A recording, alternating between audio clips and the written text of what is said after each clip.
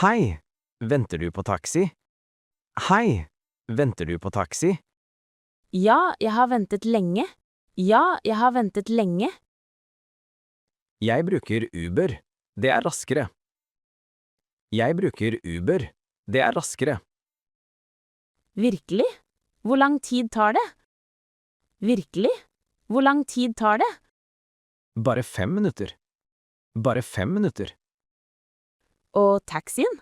Den er sen. Og taxien? Den er sen. Ja, taxi er ofte sen. Ja, taxi er ofte sen. Kanskje jeg skal prøve Uber? Kanskje jeg skal prøve Uber? Det er enkelt. Jeg kan hjelpe deg. Det er enkelt. Jeg kan hjelpe deg. Ja takk, det er snilt av deg. Ja takk, det er snilt av deg. Ingen problem. Her er appen. Ingen problem. Her er appen. Takk skal du ha. Takk skal du ha. God dag. Til stasjonen, takk. God dag. Til stasjonen, takk. God dag. Ja, selvfølgelig. God dag. Ja, selvfølgelig. Hvor mye koster det? Hvor mye koster det? Cirka 180 kroner. Cirka 180 kroner. Er det fastpris? Er det fastpris? Ja, ingen overraskelser. Ja, ingen overraskelser. Bra. Jeg liker fastpris. Bra. Jeg liker fastpris. Mange kunder liker det. Mange kunder liker det. Tar du kort eller kontanter? Tar du kort eller kontanter? Begge deler?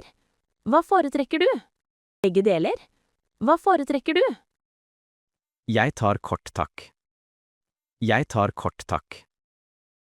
Perfekt. Vi er der om 10 minutter. Perfekt. Vi er der om 10 minutter. Bruker du Uber eller taxi? Bruker du Uber eller taxi? Jeg bruker mest Uber. Jeg bruker mest Uber. Hvorfor det? Hvorfor det? Det er billigere og raskere. Det er billigere og raskere. Men er det trygt? Men er det trygt? Ja, du ser sjåførens navn og bilde. Ja, du ser sjåførens navn og bilde. Det er bra. Og prisen? Det er bra. Og prisen? Du ser prisen før du bestiller. Du ser prisen før du bestiller. Ingen overraskelser da? Ingen overraskelser da? Nei, aldri. Det er veldig praktisk. Nei, aldri. Det er veldig praktisk. Jeg tror jeg skal prøve det. Jeg tror jeg skal prøve det. Ja, gjør det. Du angrer ikke. Ja, gjør det. Du angrer ikke. Vi trenger en bil hjem. Vi trenger en bil hjem. Ja, skal vi ta taxi eller Uber? Ja, skal vi ta taxi eller Uber? Hva er billigst i dag? Hva er billigst i dag? La meg sjekke appen. La meg sjekke appen. Hva sier den? Hva sier den? Uber er 100 kroner billigere. Uber er 100 kroner billigere. Da tar vi Uber. Da tar vi Uber. Ja, sjåføren heter Per. Ja, sjåføren heter Per. Når er han her? Når er han her? Om 3 minutter. Bilen er blå. Om 3 minutter. Bilen er blå. En blå bil. Greit, jeg ser etter den. En blå bil. Greit, jeg ser etter den. Der er den. La oss gå. Der er den. La oss gå. Det regner mye. Jeg ringer taxien. Det regner mye. Jeg ringer taxien. Det tar for lenge. Bruk appen. Det tar for lenge. Bruk appen. Apper er vanskelige. Apper er vanskelige. Nei, det er veldig enkelt. Ja, Nei, det er veldig enkelt. Ja, Kan du vise meg? Kan du vise meg? trykk her, så her. Trykk her, så her. Og nå? Og nå? Nå velger du hvor du skal. Nå velger du hvor du skal. Sentrum? Ferdig? Sentrum? Ferdig? Ferdig. Bilen er her om 4 minutter. Ferdig. Bilen er her om 4 minutter. Det var faktisk enkelt. Det var faktisk enkelt. Se, teknologi er din venn. Se, teknologi er din venn. Hei, det er lenge siden sist. Hei, det er lenge siden sist. Hei, ja, veldig lenge. Hvordan har du det? Hei, ja, veldig lenge. Hvordan har du det? Bra takk. Til sentrum som vanlig. Bra takk. Til sentrum som vanlig. Selvfølgelig, du er alltid her. Selvfølgelig, du er alltid her. Jeg tar alltid din taxi. Jeg tar alltid din taxi. Det setter jeg stor pris på. Det setter jeg stor pris på. Mange bruker Uber nå. Mange bruker Uber nå. Ja, det er vanskelig for oss. Ja, det er vanskelig for oss. Men du kjenner alle veiene. Men du kjenner alle veiene. Ja, jeg har kjørt her i 8 år. Ja, jeg har kjørt her i 8 år. Det er verdifullt, ikke sant? Det er verdifullt, ikke sant? Takk, det betyr mye for meg. Takk, det betyr mye for meg. Hvordan var din første Uber? Hvordan var din første Uber? Det var faktisk veldig bra. Det var faktisk veldig bra. Virkelig? Var sjåføren hyggelig? Virkelig? Var sjåføren hyggelig? Ja, han var veldig snill. Ja, han var veldig snill. Og bilen? Var den ren? Og bilen? Var den ren? Ja, veldig ren og komfortabel. Ja, veldig ren og komfortabel. Og prisen? Og prisen? Billigere enn taxi. Mye billigere. Billigere enn taxi. Mye billigere. Så du bruker Uber nå? Så du bruker Uber nå? Ja, men taxi er også bra noen ganger. Ja, men taxi er også bra noen ganger. Jeg er enig. Begge har sine fordeler. Jeg er enig. Begge har sine fordeler. Ja, det kommer an på situasjonen. Ja, det kommer an på situasjonen. Hvordan betaler du i appen? Hvordan betaler du i appen? Jeg bruker kortet mitt. Jeg bruker kortet mitt. Er det trygt? Er det trygt? Ja, veldig trygt. Ja, veldig trygt. Jeg liker kontanter bedre. Jeg liker kontanter bedre.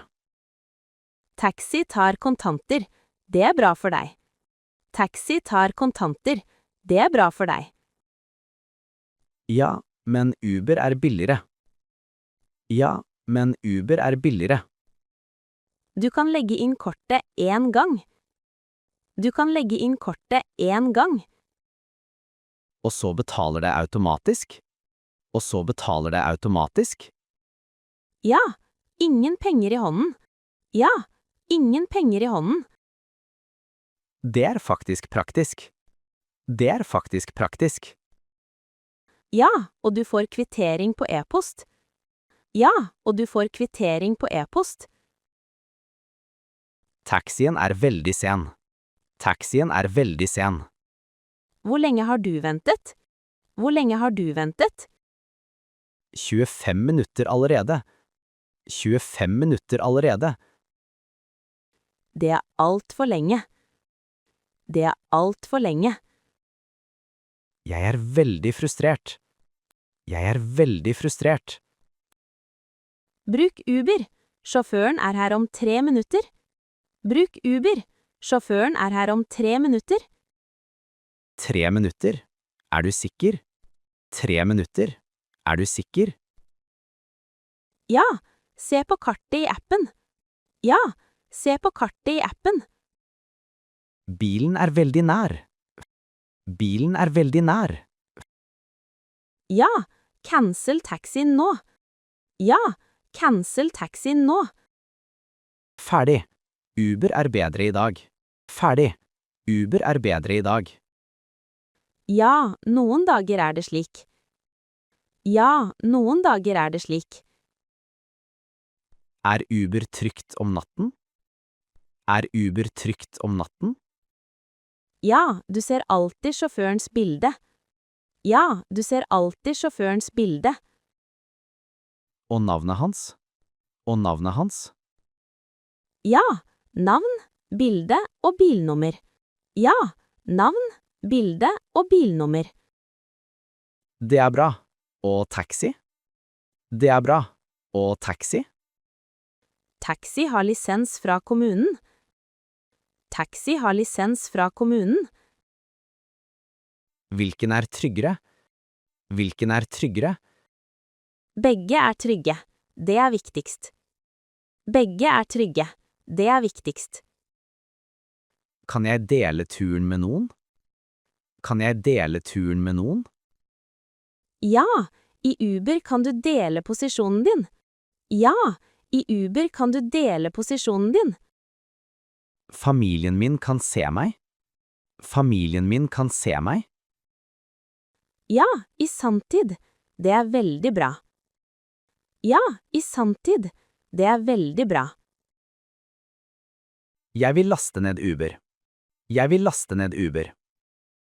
Bra. Gå til app-butikken. Bra. Gå til app-butikken. Funnet den. Hva nå? Funnet den. Hva nå? Trykk last ned og vent litt.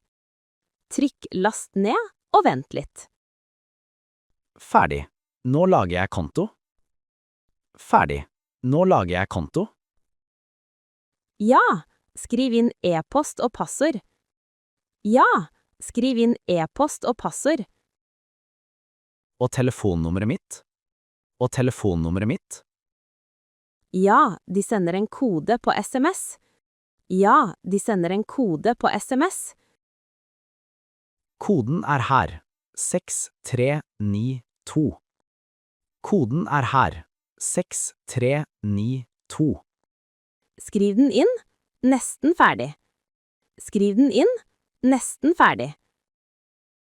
Ferdig. Jeg er inne i appen. Ferdig.